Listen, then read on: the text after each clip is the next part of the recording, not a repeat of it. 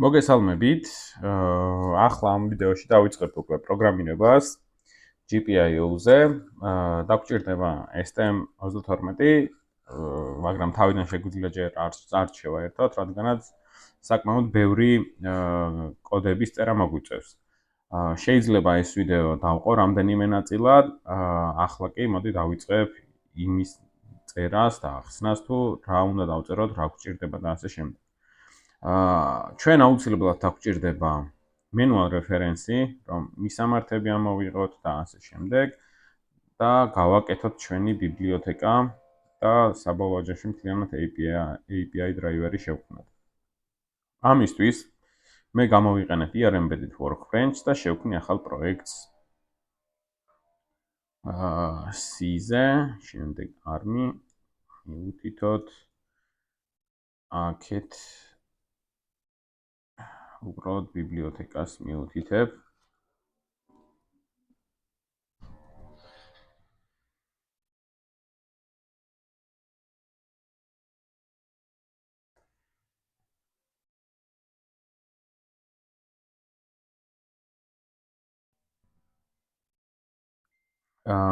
როგორც ვიცით, აი ეს გავხსნათ და დანარჩენები დავხუროთ.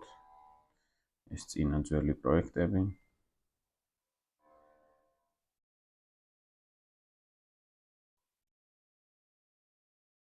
ეს არის ჩვენი ცარიელი პროგრამა მოკლედ. ანუ ჩვენი მიზანია, რომ კოდში ჰქონდეს იმისი საშუალება, რომ ჩვენი რეგისტრები გამოვიყენოთ, დავაკონფიგურიროთ და გავხადოთ ეს ყველაფერი მარტივი.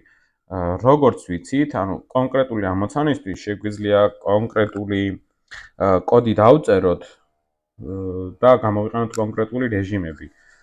ეს რა თქმა უნდა სავსებით ჩვეულებრივი ამბავია, თუმცა ამ ვიდეოში რასაც გავივლით, ეს იქნება მთლიანად დრაივერის და ბიბლიოთეკის გაკეთება, რაც ნიშნავს იმას, რომ ნებისმიერი სხვადასხვა რეჟიმის არჩევა თუ დაგჭირდება და სხვადასხვა დანიშნულებით გამოვიყენებთ ჩვენს მიკროკონტროლერს, ასეთ შემთხვევაში შევძლებთ, რომ ჩვენი ამ ბიბლიოთეკით მარტივად მოვახდინოთ ამ ყველაფრის ცვლილება იქნება საჭირო თუ რა, ანუ input-ი დაგჭირდება, output-ი დაგჭირდება რაღაცა ხელახლა რო არ მოგვიწევს ამ ყველაფრის გაკეთებას ხოლმე. პირველ რიგში რასაც ვაკეთებთ ეს არის რომ ვუთითებთ ჩვენს კონტროლერს. ჩემს შემთხვევაში იქნება STM32. ეს არ მჭირდება. აი მოვძებნი STM32 F4 CE. ამის შემდეგ დებაგერში უთითებდით ST-links და აქ OK-ს ვაწვევით. მოკლედ ჩვენი პროგრამა უკვე მზად არის, ჩვენი აპლიკაცია იმისთვის რომ დავიწყოთ კოდის წერა, თუმცა ასევე დაგჭირდება, აი აქ open containing folder-ში, მაგალითად შევქმნათ რაიმე დირექტორია, სადაც ჩვენს ბიბლიოთეკის ფაილებს მოვათავსებთ. მაგალითად my driver და აქაც შევქმნათ ორი ფოლდერი. ერთი იქნება include-ებისთვის და src source კოდებისთვის. ანუ თუ ვიცით, C-ის პროგრამირების ენა, აქ გვაქვს ხოლმე include-ებისთვის, ანუ ბიბლიოთეკებში, როგორც header ფაილებში იწერება ხოლმე ეს ბიბლიოთეკები თუ ჩვენი source კოდი, რა ფუნქციებს და რასაც იყენებს, დეფინიციები, მაკროები და ასე შემდეგ, ხოლო source-ში იწერება ის კოდი, რამაც უნდა იმუშაოს. ანუ აქ შეგვიძლია ჩვენ შევქმნათ ფაილი, მაგალითად სახელს დავარქმევთ ამას, რადგანაც ახლა ჩვენ ვართ include-ებში, ანუ აქ ჩვენ გვჭირდება რომ შევქმნათ header ფაილი. ამ header ფაილს დავარქვათ, მოდი STM32 F411 CUX. STM32 F411 CUX. და გაფართოება მივანიჭოთ H-ი ასევე გადმოვიდეთ source-ში და ზუსტად იგივე დასახელების source ფაილი შევქმნათ, ანუ C ფაილი შევქმნათ.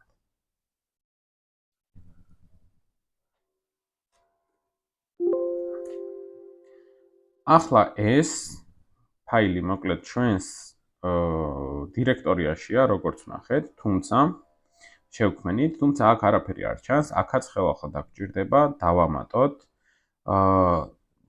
groups თუ დავამატებთ, მაგალითად include-ები, ესე იგი inc. ან მოდი ამას წავშლი და როგორც იქ გავაკეთეთ, ისე გავაკეთებ.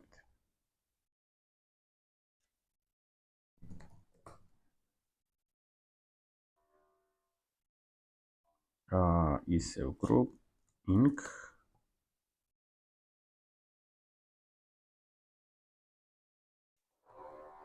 ეს source კოდებისთვის. აქ უნდა შემოვიტანოთ ჩვენი დავამატოთ, ესე იგი ის ფაილი. აი ეს, მგონი რომელი გავხსენი, კი include-ები გავხსენი. აი ეს ფაილი მიუთითოთ, აი ნახეთ, გამოჩნდა აქ. ეს ცარიელია, რომ გავხსნათ, აქვე დავამატოთ source-საც ჩვენი ფაილი.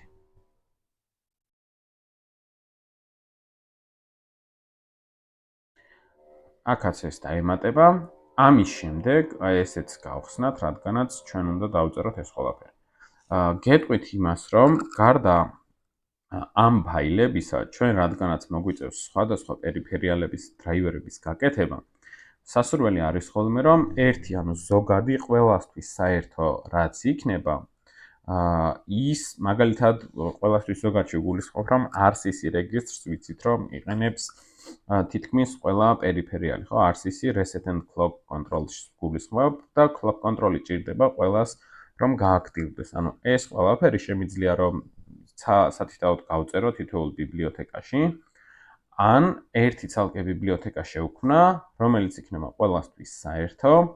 მაგალითად SPI drivers თუ დავწერთ, I2C ან UART drivers თუ დავწერთ, რო არ წეროთ სათითაოდ ყველა ბიბლიოთეკაში ერთი და იგივე რაღაცა, აი ამისთვისაც კიდევ გავაკეთებ ერთ ბიბლიოთეკას. მოდი ამას ესე დავარქმევ. ამას დავაკოპირებ და ერთი სახელი ასე იყოს.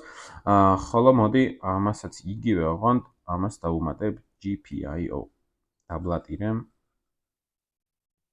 დავუმატებ აქ. ვაღონთ, რა თქმა უნდა, header each ფაილი უნდა იყოს. ასევე შემოვიტანოთ პროექტში ჩვენი და მოდი ეს ყველაფერი რო არ აგვერიოს. აი ამ სახელს დავარქმევ source file-საც. ანუ ეს იქნება უშუალოდ GPIO პერიფერიალის საკონფიგურაციო ფაილები.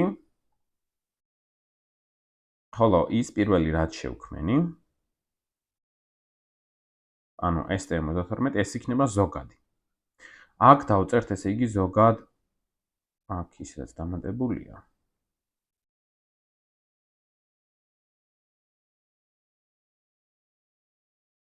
აი ეს დაემატა, ეს წავშალოთ და ხელახლა დავამატოთ